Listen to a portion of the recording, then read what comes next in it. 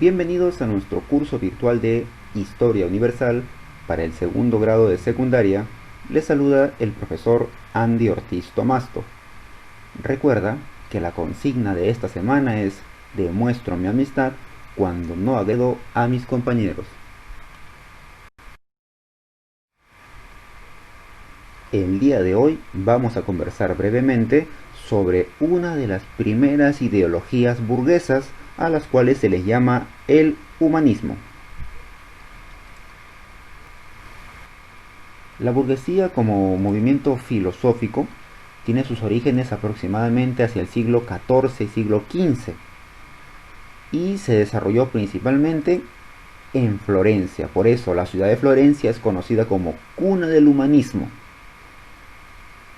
Este movimiento, esta ideología, se debió al ascenso de la burguesía. Recuerda, la burguesía era aquel grupo social ubicado en las ciudades, también llamados burgos, que se dedicaban a la banca o al gran comercio.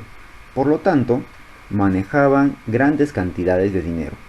Con ese dinero pueden acceder a conocimiento, a libros, a documentos que el pueblo no va a poder adquirir porque no tiene el dinero necesario. En cambio, la burguesía sí lo tiene.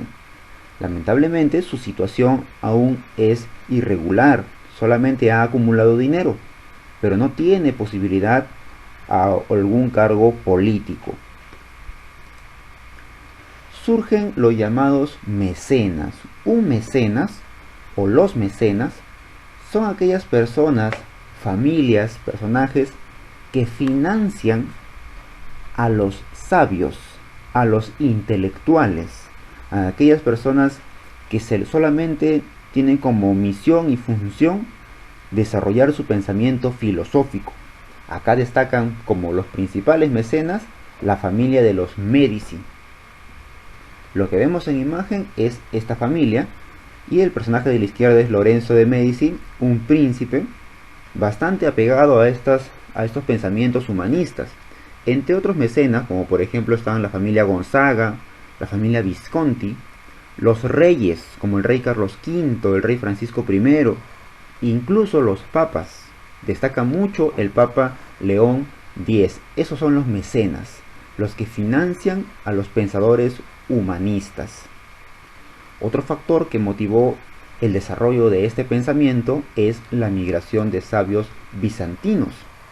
Estos sabios bizantinos, producto de las cruzadas, de las guerras que se estaban dando en el Imperio Bizantino, cuando el Imperio Turco Otomano intenta asediar constantemente el Imperio Bizantino y los reyes y los señores feudales europeos intentan proteger, buscan una lucha, quien sale perjudicado es el Imperio Bizantino.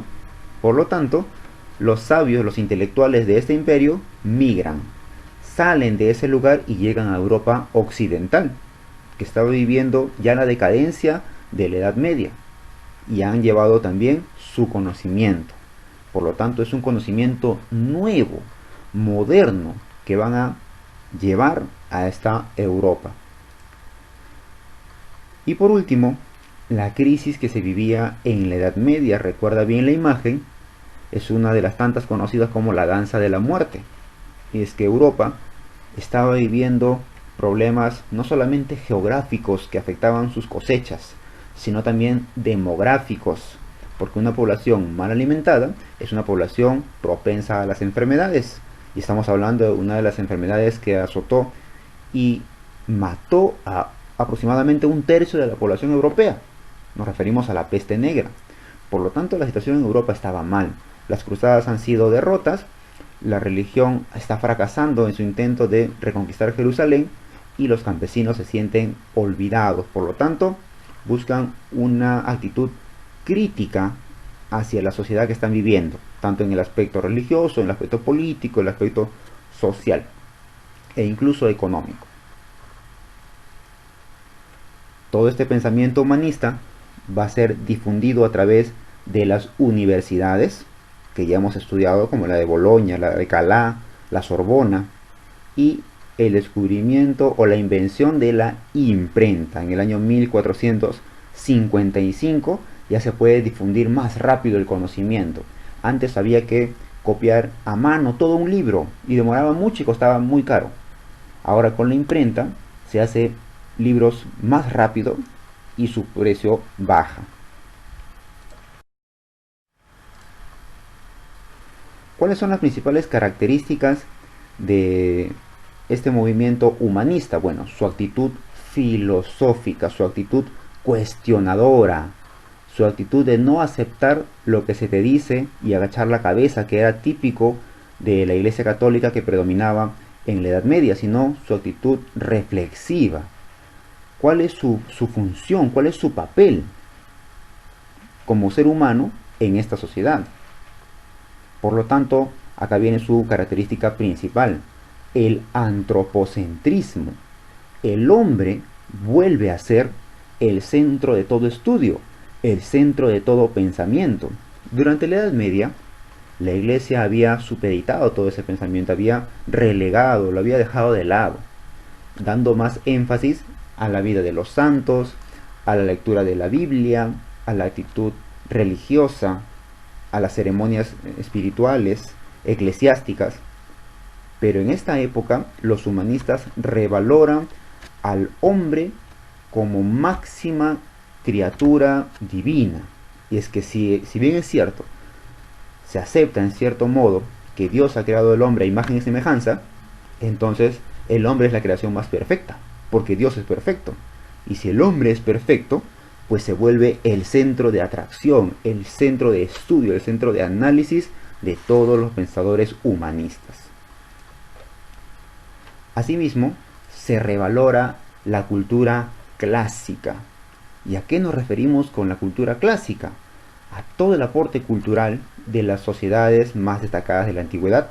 Nos referimos a Grecia y a Roma. Los humanistas planteaban que los grecorromanos exaltaban la naturaleza del hombre, idolatraban al hombre, es decir, eran antropocentristas y coincidían con ellos. Por lo tanto, van a tener cierto gusto por este movimiento o esta cultura de Roma y de Grecia. Acá, por ejemplo, vemos un cuadro de esta época que ha sido pintado y se denomina el nacimiento de Venus. Sabemos que Venus puede ser una diosa romana que tenía sus influencias en Grecia, se le llamaba Afrodita.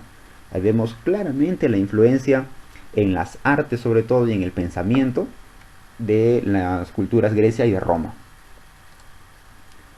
Asimismo como su actitud pedagógica, y es que se busca difundir el conocimiento real, el conocimiento del hombre, ya no aquel conocimiento memorístico basado en la vida de un santo, por ejemplo, ya no, sino otras cuestiones más ligadas a la vida humana. Y va a influir en la ciencia y el arte, porque debido a este pensamiento se hace toda una revolución. Debido al humanismo hay un cambio radical en la mentalidad de las personas. Por ejemplo, coincide con esta época el cambio de percepción respecto al universo.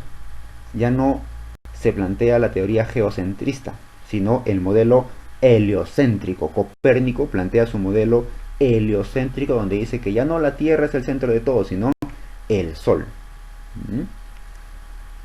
Luego Galileo, por ejemplo, Galileo Galilei crea el telescopio. Kepler se da cuenta del movimiento elíptico de los astros, entonces tiene influencia en el aspecto científico y sobre todo en el aspecto artístico. El humanismo se desarrolla y años más adelante surge una corriente artística llamada Renacimiento, que tiene las obras más bellas que se han podido encontrar hasta el día de hoy. Según muchos analistas, son las obras más bellas, no solamente en pintura, sino también en escultura.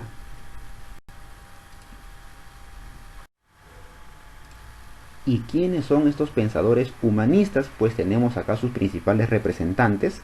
Comenzamos con Francesco Petrarca, conocido como el padre del humanismo, uno de los pioneros, quien escribe Soneto a Laura, Cancionero y África. Recuerda, Petrarca, padre del humanismo. Tenemos a Giovanni Boccaccio, autor del libro El Decamerón. Nicolás Maquiavelo, en su obra El Príncipe, Maquiavelo plantea una situación bastante criticada por muchos, pero bastante aplaudida por otros. Él dice que el fin justifica los medios. ¿A qué se refiere con el fin justifica los medios? No importa lo que tú hagas si es que al final tu finalidad es buena, ¿no? Pero él lo aplica en el sentido político.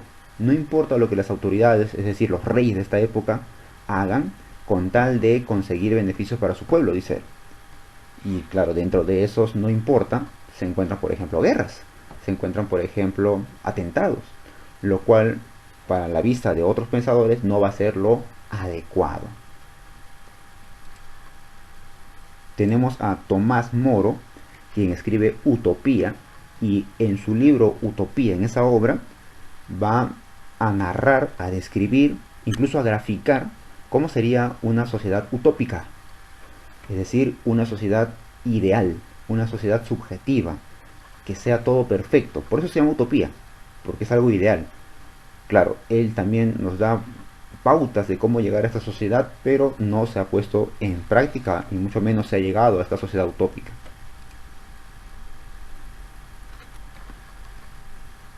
Dante Alighieri, quien es autor de la Divina Comedia, nos hace un favor a muchas personas, porque hasta esta época no existía más interpretación de la Biblia, y pues literalmente la Biblia plantea solamente un infierno y un paraíso. Por lo tanto, quedaba en suspenso a aquellas personas que han obrado toda su vida bien y han cometido un error al final y han fallecido, sin poder arrepentirse. ¿A dónde van ellos? ¿O qué pasa con aquellas personas que toda su vida han obrado mal y se arrepienten a último momento? ¿También sería justo que vayan al cielo? Bueno, Dante Alighieri da una solución a eso, y él plantea la existencia del purgatorio. Ahí van todas las almas que por cuestiones variadas no han podido acceder directamente al paraíso, pero tampoco han caído en las manos del infierno. Por lo tanto, Dante Alighieri es creador de ese nuevo segmento, ¿no? del espacio ultraterrenal. El purgatorio lo llama él, donde las almas van a purgar sus penas hasta ser perdonadas y luego puedan ir al paraíso, pues, ¿no? Que es lo ideal. Y por último, Erasmo de Rotterdam, quien es el más grande representante del humanismo con su obra Elogio de la locura. Deberíamos estar locos, dice él, para creer que esta sociedad en la que vivimos es buena. Hace muchas críticas a la sociedad de su época. Primera pregunta de nuestra autoevaluación nos dice: ¿en qué ciudad italiana surge el movimiento filosófico llamado humanismo? ¿Será en Venecia, Florencia o Milano? Tú ya sabes que el humanismo se desarrolla aproximadamente en el siglo XIV en la ciudad de Florencia y luego se difunde a Italia y a otras partes de Europa. Por ejemplo, ¿no? Los autores que hemos mencionado al principio, como Petrarca, Boccaccio, Maquiavelo, Alighieri, son italianos. Tomás Moro ya es inglés y Erasmo de Rotterdam es holandés. Pregunta número 2 nos dice: filósofo italiano considerado como el padre del humanismo. ¿Será Francesco Petrarca, Tomás Moro o Erasmo de Rotterdam? Recuerda, Tomás Moro nos narra Utopía, una sociedad utópica a la cual deberíamos aspirar. Erasmo de Rotterdam escribe Elogio de la locura, pero él es el más grande representante. El iniciador del movimiento humanista es Francesco Petrarca.